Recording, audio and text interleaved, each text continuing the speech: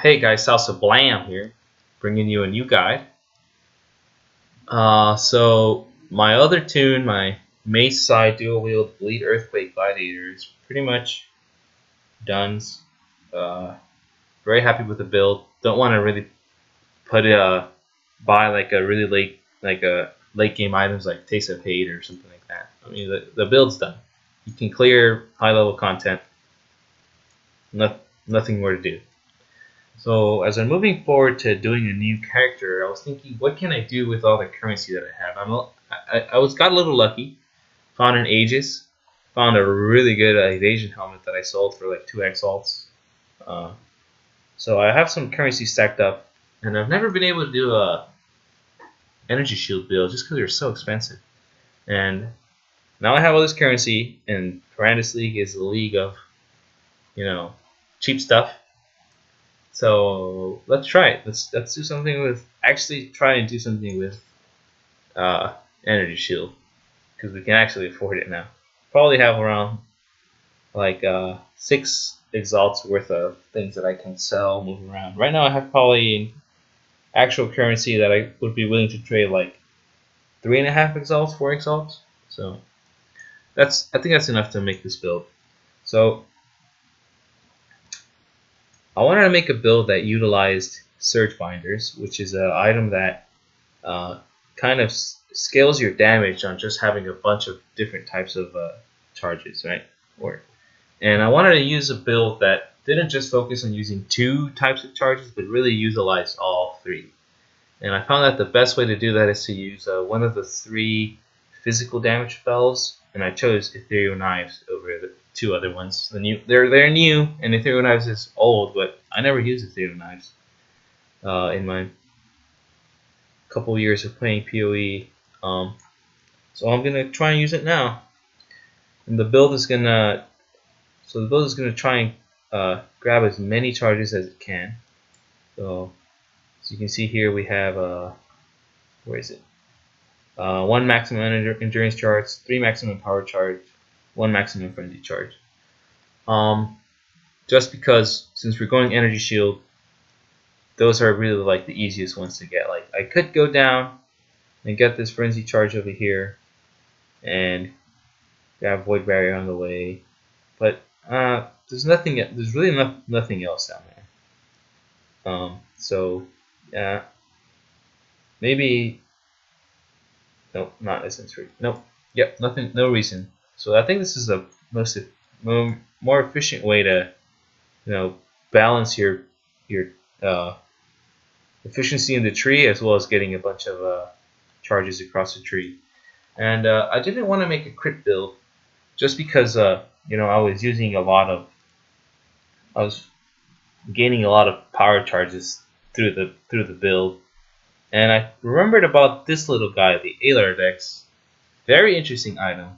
Basically nullifies the effect of critical strike,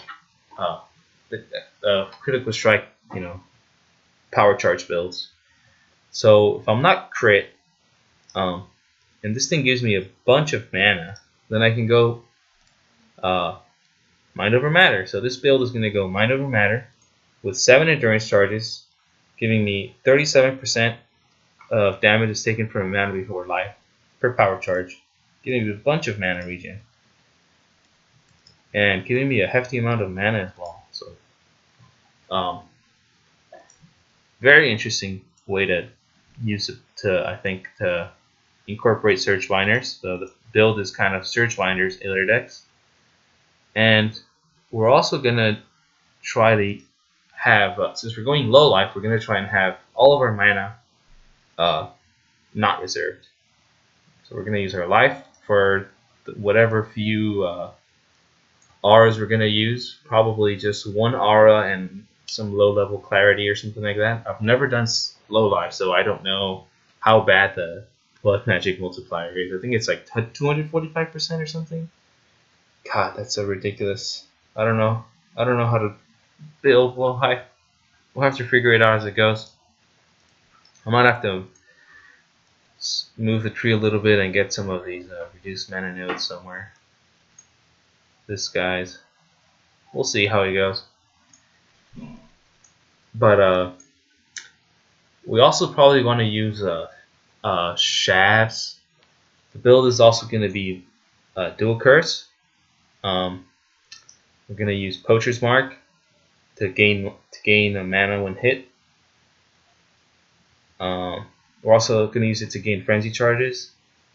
I don't think evasion matters with spells, so that doesn't do anything, but that's okay. We're also going to use projectile weakness.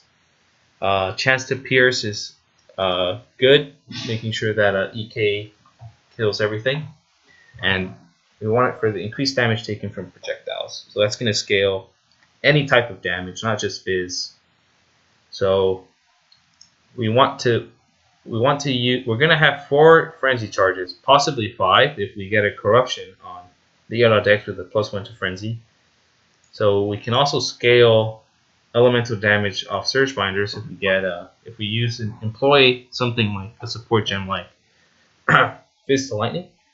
So that's the plan. We're going to use Ethereal Knives, Fist to Lightning, and power plus I don't know what. That's the idea so far. On no mana reservation, low life, and very important to the build is we're going to be a Hierophant.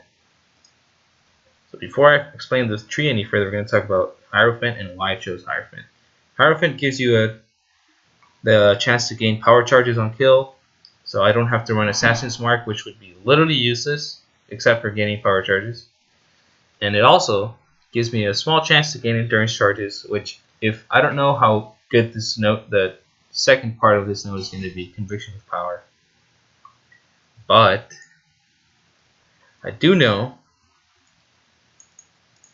that if it is good enough to keep the 4 maximum enduring charges that I can have, then I can replace Enduring Cry with Rallying Cry, which will give me a large amount of mana regen as well as increased damage.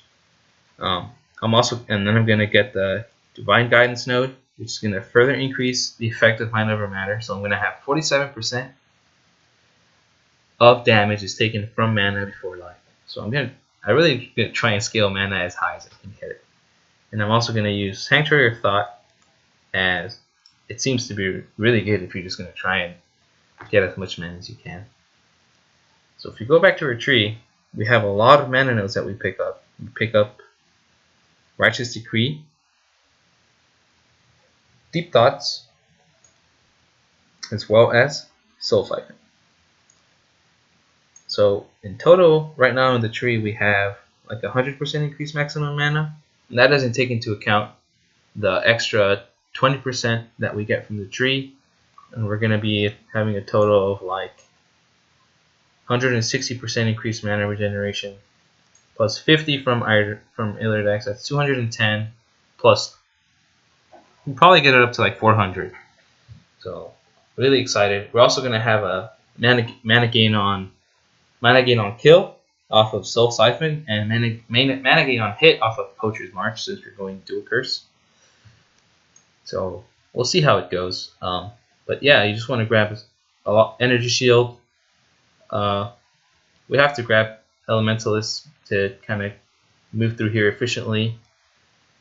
Energy shield, mana, charges, dual curse, and then really the only like kind of real damage nodes we take are Light of Divinity, Force Shaper,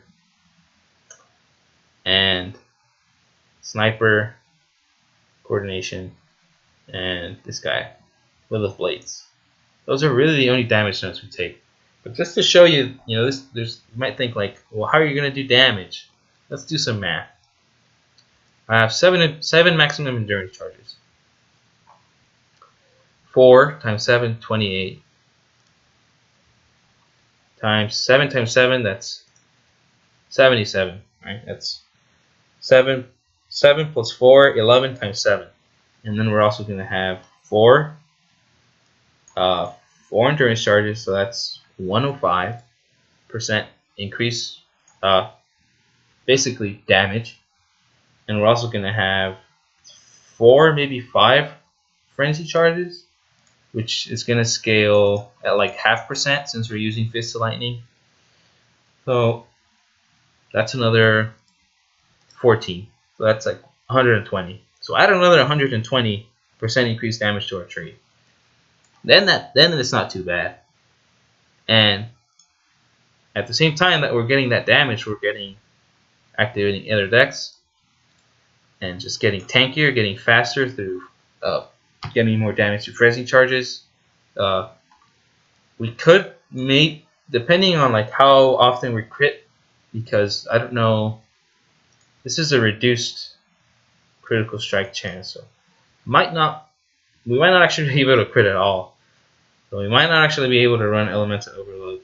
But if I don't know exactly what this reduced critical strike chance needs, but if we still have like a 10% chance to crit, then Elemental Overload is gonna add another 40% more elemental damage, which is basically gonna be like half, right? Because we're not gonna be, maybe like 30% instead of 40, since we're not doing like a full conversion.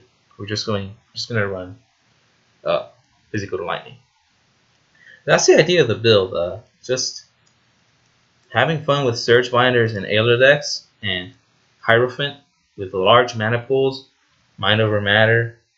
See how it goes. Hopefully I think I'm gonna have like maybe 12,000, 15,000 effective life with some armor, not too bad armor.